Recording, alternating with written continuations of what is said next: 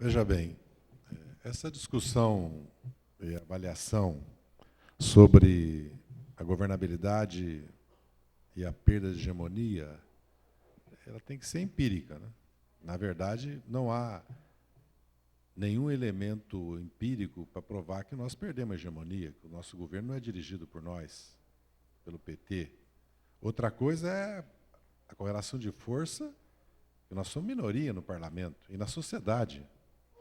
O PT tem 20%, 25% de apoio na sociedade, a expressão, evidentemente, da Constituição e da democracia brasileira, que é o voto.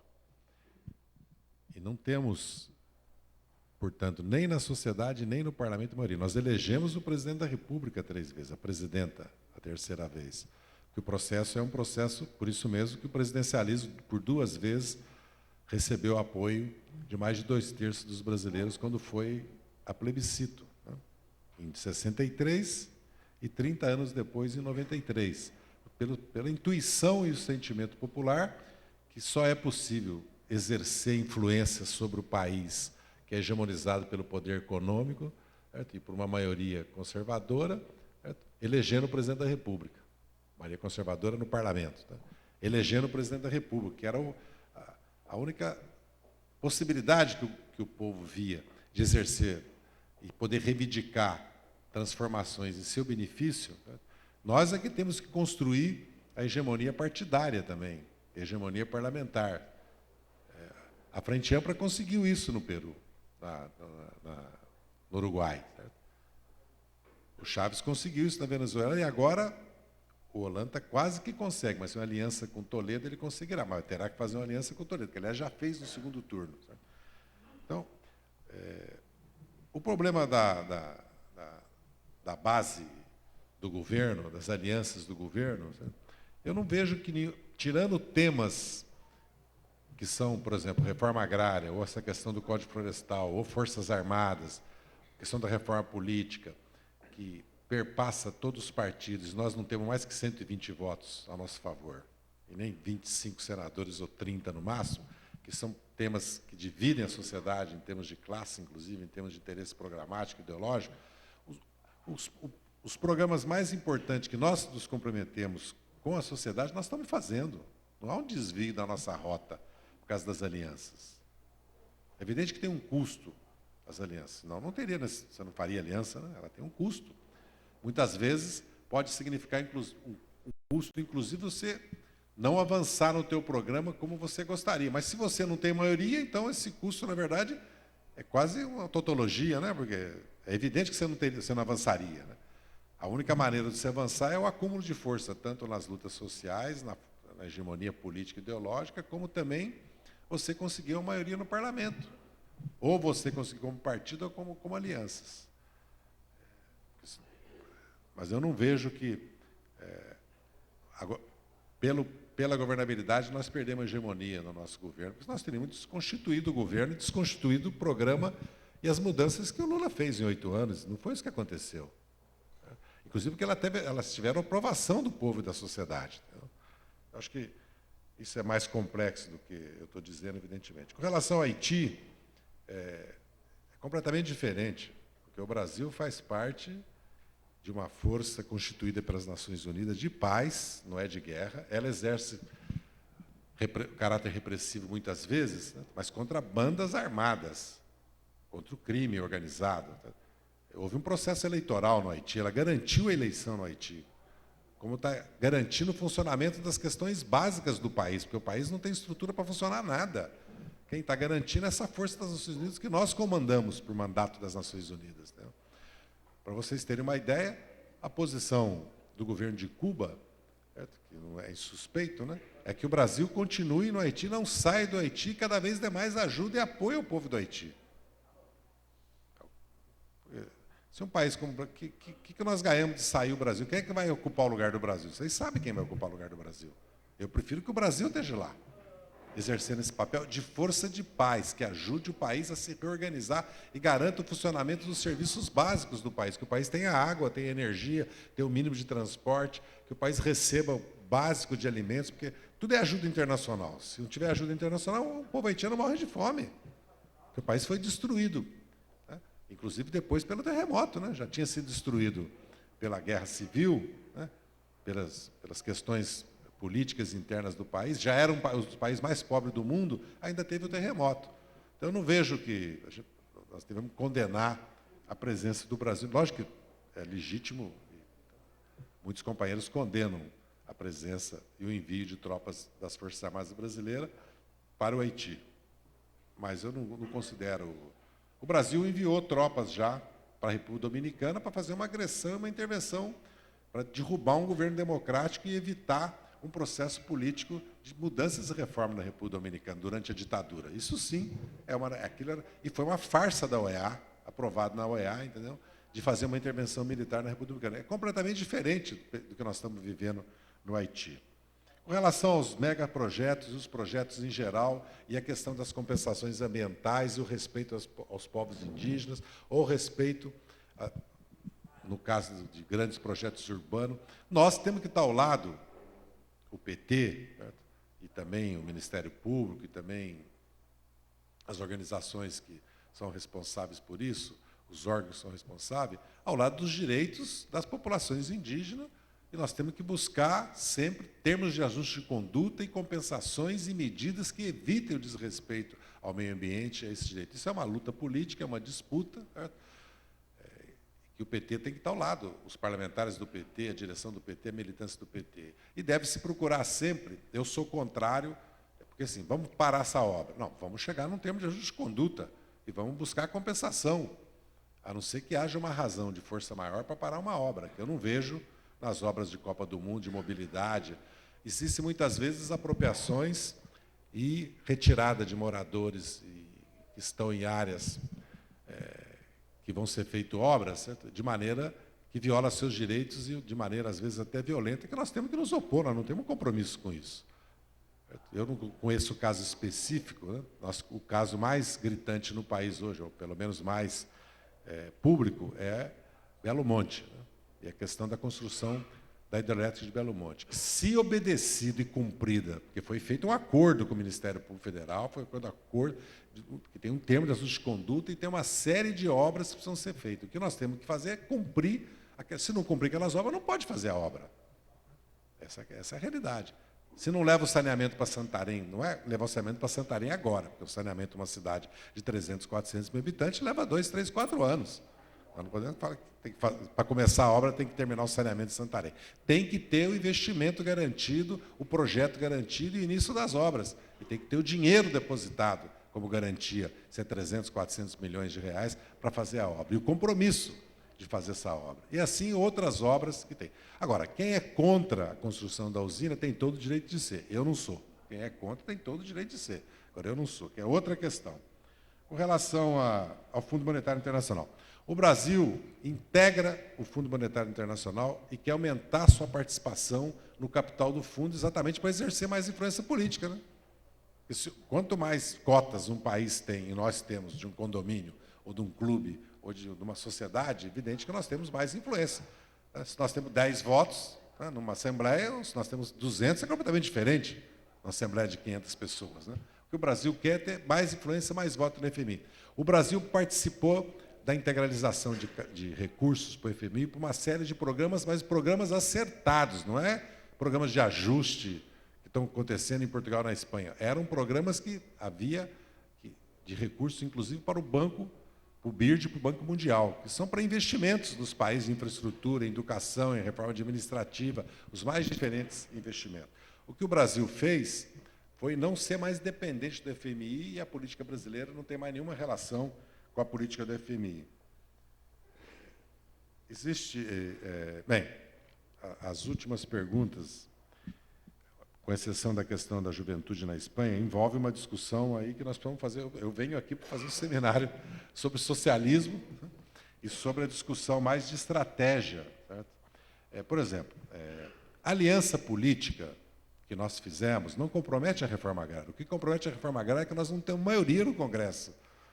E eles não deixam aprovar uma reforma agrária de fato. Né? Como nós não temos correlação de força para fazer isso.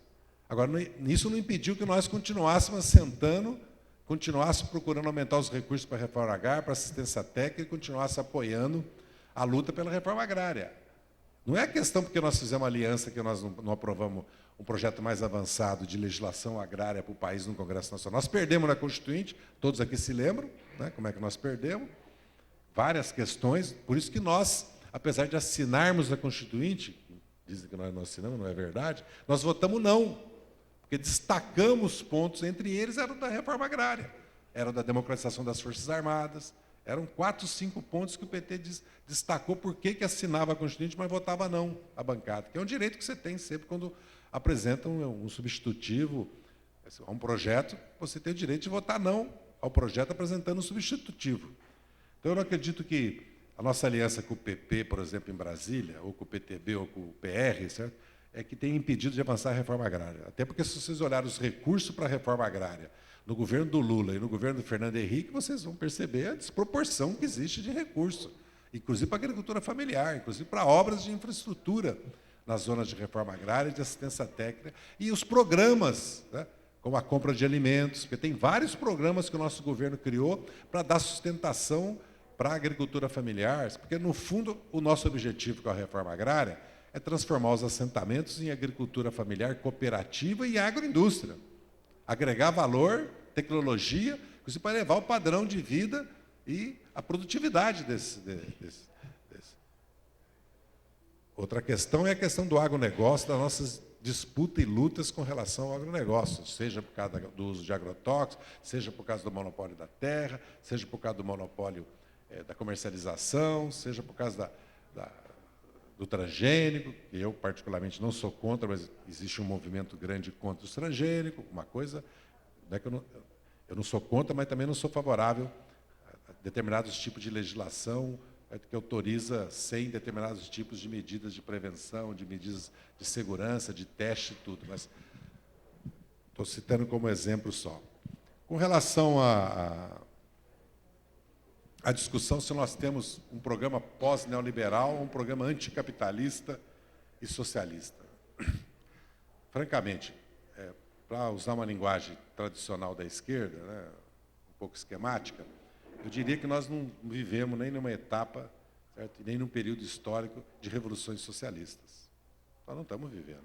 Para simplificar um pouco, é mais complexo que isso, mas nós vivemos e praticamos na América do Sul, que é onde é o nosso meio, né, habitat cultural, social, histórico, a retomada do controle do Estado, da soberania nacional, dos recursos naturais, programas de desenvolvimento que combatem a pobreza e distribuem renda, certo?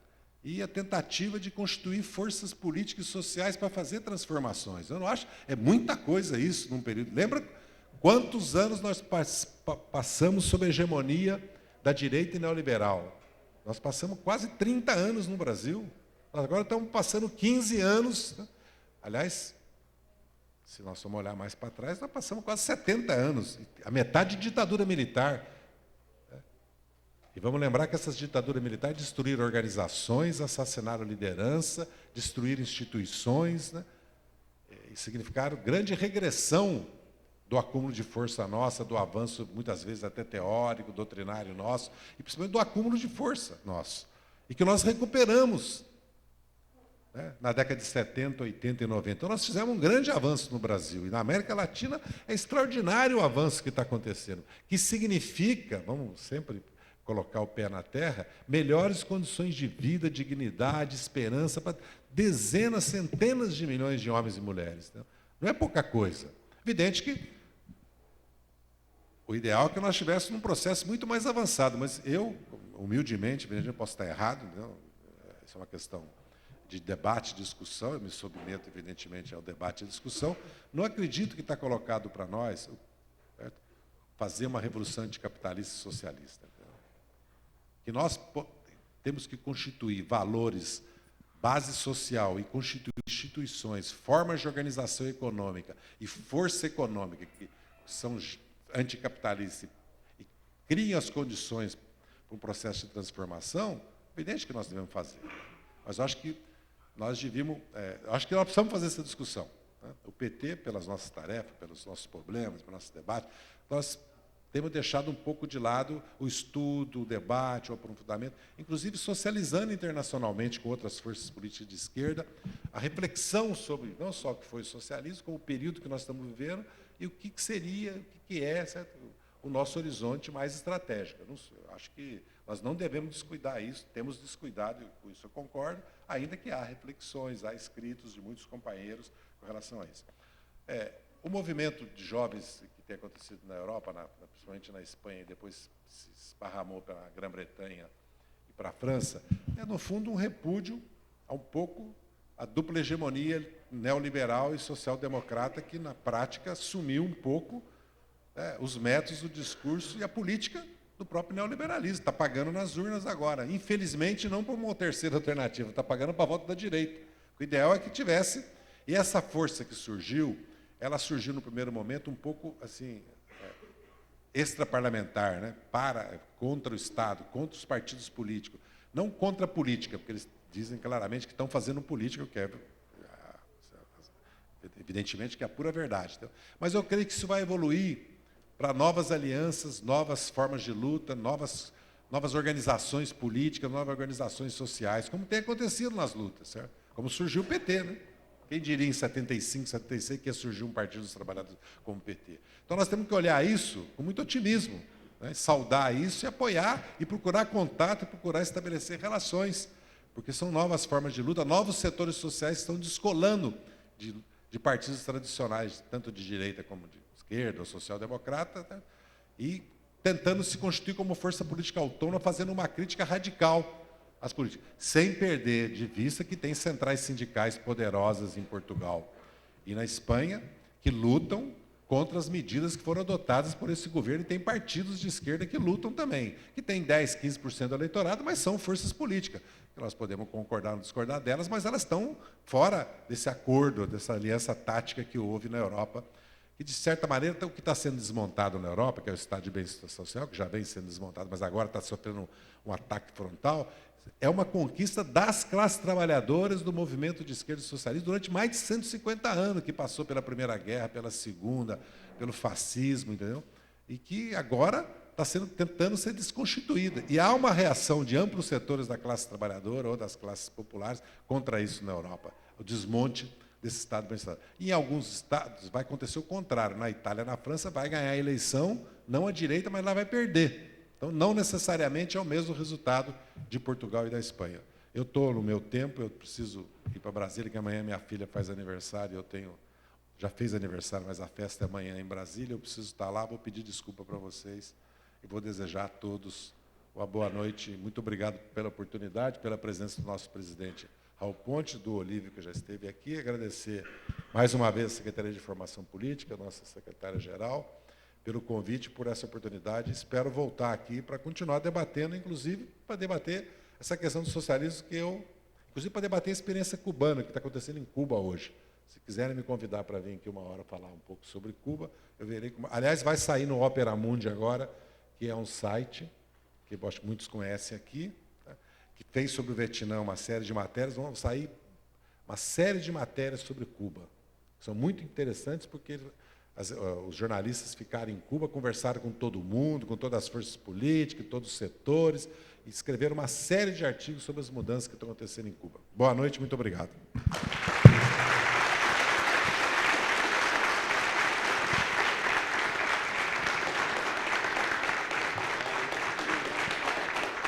Obrigada, a companheiro Zé Dirceu, obrigada, companheiro Raul Ponte, agradecer a presença de todos e todas e convidar para a atividade amanhã, início às 9 horas em ponto, e dizer que o companheiro Zé Dirceu já está convidado para o próximo debate, então.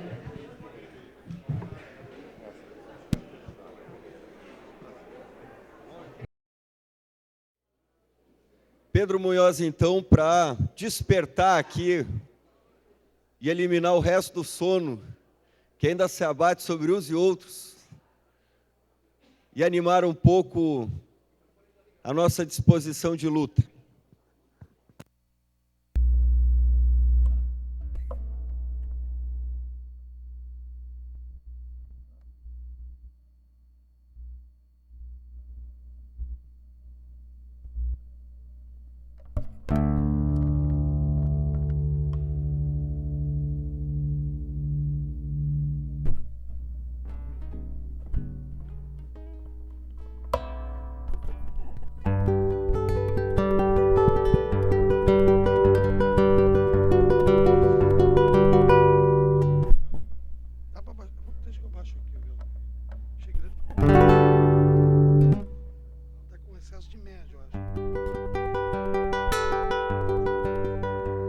Oi, oi, oi.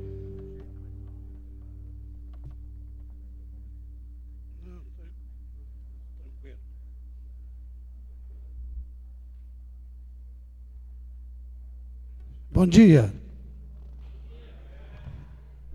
Eu estava dizendo para a moçada aqui que eu me sentia numa prancha dessas de surfar, né? Isso aqui é meio assim, a gente... Muito embora eu não seja da época da prancha, com 50 anos eu sou da época da planonda. Né? Quem é de beira de rio aí sabe o que é planonda. Aí o nosso companheiro, querido companheiro, ria de mim agora ali, quando ele esperou que eu ia fazer um tubo aqui. Né? Bom dia, gente. Uma satisfação nós fazermos essa segundo dia, na abertura da jornada de formação do Partido dos Trabalhadores aqui do Rio Grande do Sul. Hoje os temas, pelo que eu estou sabendo, vão versar também sobre a reforma agrária. E eu tenho um trabalho muito ligado junto aos movimentos sociais, em especial ao movimento dos trabalhadores rurais sem terra. Trabalho com formação sobre cultura, oficinas, recitais, enfim, aulas, junto aos companheiros e às companheiras do MST e da Via Campesina. Vou contar, para ilustrar esse tema, uma canção da Dona Maria Brisa. Eu morei muitos anos no sertão mineiro e lá conheci uma figura excepcional, uma senhora, uma cabocla, né, que varrendo o pátio me contava as histórias dela. E essa aqui é mais uma história que ela me contou. A canção se chama Maria Brisa, vai estar no nosso próximo CD, chamado 10 Canções Urgentes. E diz assim.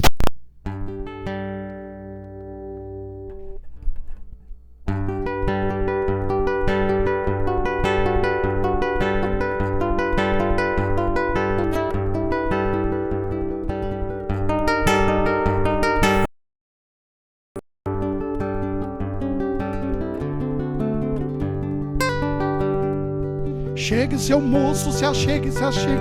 Chegue, seu moço, se assente, se achegue pra dentro, que o sol desta hora judia da gente.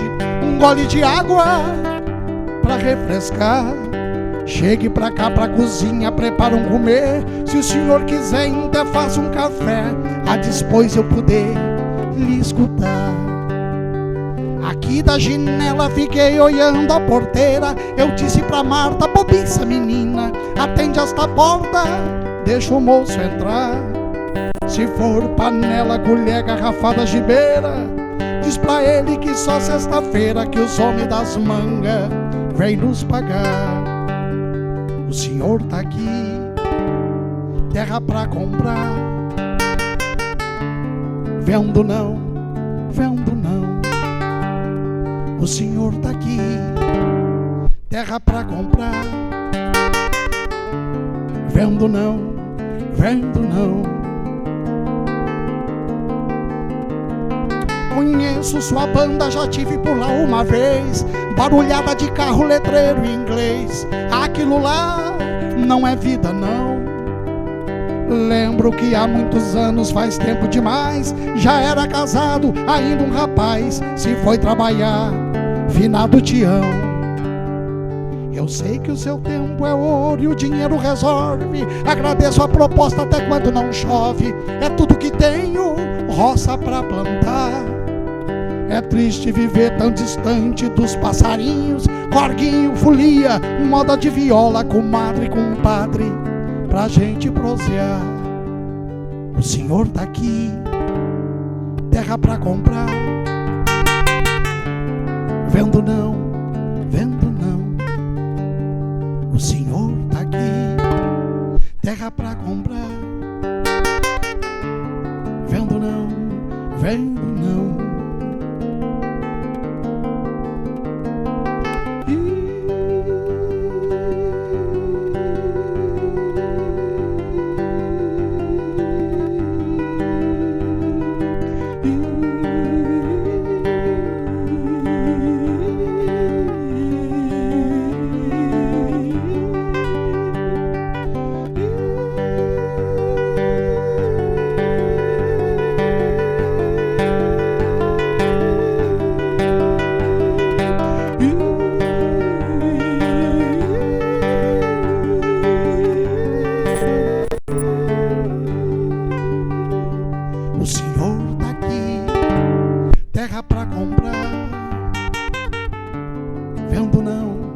vento não.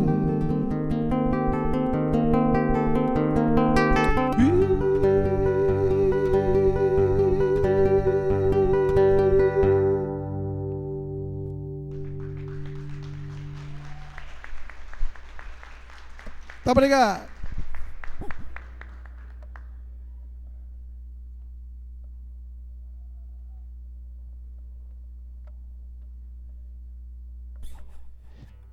Eu gosto muito das canções. Eu sempre digo que eu não sou brasileiro, eu sou um... Falava com o Goulart agora. A gente, nesse momento que a gente tem de travar uma luta bastante ferrenha, né? As papeleiras da vida, né? Contra toda essa questão que o Zé Dirceu, inclusive, ontem falava bastante aqui.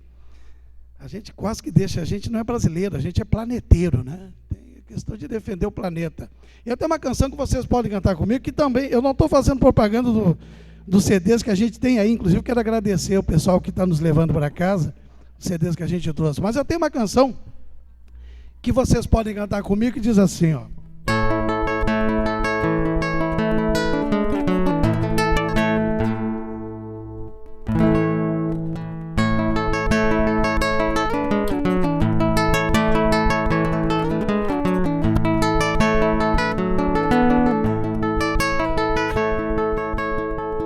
O planeta é uma nave cintilante, com certeza, azul na delicadeza, linda esta espaçonave. Feito o voo de uma ave, buscando o alto da serra, gira em torno e tudo gera, sem precisar de motor. Somos parte, sim senhor, somos filhos da mãe terra. Somos parte, sim senhor, somos filhos da mãe terra. Somos parte, sim senhor. Muito bem. Milhões e milhões de anos nos ensina a natureza, e com rápida destreza, destruindo tudo estamos. Contradição dos humanos, aprende aquele que erra, maduro aquele que espera, só quem sofre dá valor. Somos parte, sim senhor, somos parte, sim senhor. Buscar a simplicidade para resolver os problemas, terminando os dilemas que atormentam a humanidade. Chega de tanta maldade, cansamos de tantas guerras. O dinheiro mata e enterra o pobre e o trabalhador. Somos parte, sim senhor, somos parte, sim senhor. O que dizer então da água, a fonte de toda a vida? Em garrafa ingerida, só bebe aquele que paga. E onde tudo se alaga, toda a gente desespera. O clima, a atmosfera, inverte o frio e o calor. Somos parte, sim senhor, somos parte, sim senhor. Não se contam mais histórias, não se namora na praça, não tem moça na vidraça, perdemos toda a memória. A poesia inglória que vivemos nesta era, mecaniza, dilacera, lá se foi um sonhador. Somos parte, sim senhor, somos parte, sim senhor, somos filhos da mãe terra. São os polos degelando, é a camada de ozônio, efeito estufa demônios, é o fim que vem chegando. Tudo terminando, o ronco da motosserra, quanto menos se coopera, muito mais destruidor. Somos parte, sim senhor, somos parte, sim senhor. Rua mal iluminada, buraco sem pavimento, pobreza, areia, cimento, são favelas penduradas. Crianças assassinadas, o futuro ali encerra, violência prolifera, vida não rima com a dor. Somos parte, sim senhor, somos parte, sim senhor. O planeta poluído, tudo em nome do mercado, o globo globalizado, há tempos instituído. Vivemos embrutecidos, enjaulados, somos feras, liberdade é quimera, na lei do explorador. Somos parte, sim senhor, somos parte, sim senhor. Adonaram-se das mentes, botaram marca no mundo, transgenicamente tudo, envenenaram sementes. Fizeram com toda a gente o que nunca se fizera, não por coincidência mera, nos chamam consumidor. Somos parte, sim senhor. Somos parte, sim senhor. É a tal chuva de prata, fumaça para todo lado, chumbo, estrôncio misturado, que vidinha mais ingrata. A doença se desata, a saúde não recupera, longas filas de espera, sem hospital e doutor. Somos parte, sim senhor. Somos parte, sim senhor. Rádio, TV e jornal, tudo tem o mesmo dono. A mentira ganha em tono na notícia parcial. Senhor do bem e do mal, o sistema então opera, a mudança nada altera, eleição e eleitor. Somos parte, sim senhor, somos filhos da mãe terra. Somos parte, sim senhor, somos filhos da mãe terra. Finalizando, senhores, sem querer a ferro e fogo, o que está mesmo em jogo é a bolsa de valores. Grandes especuladores onde o capital prospera,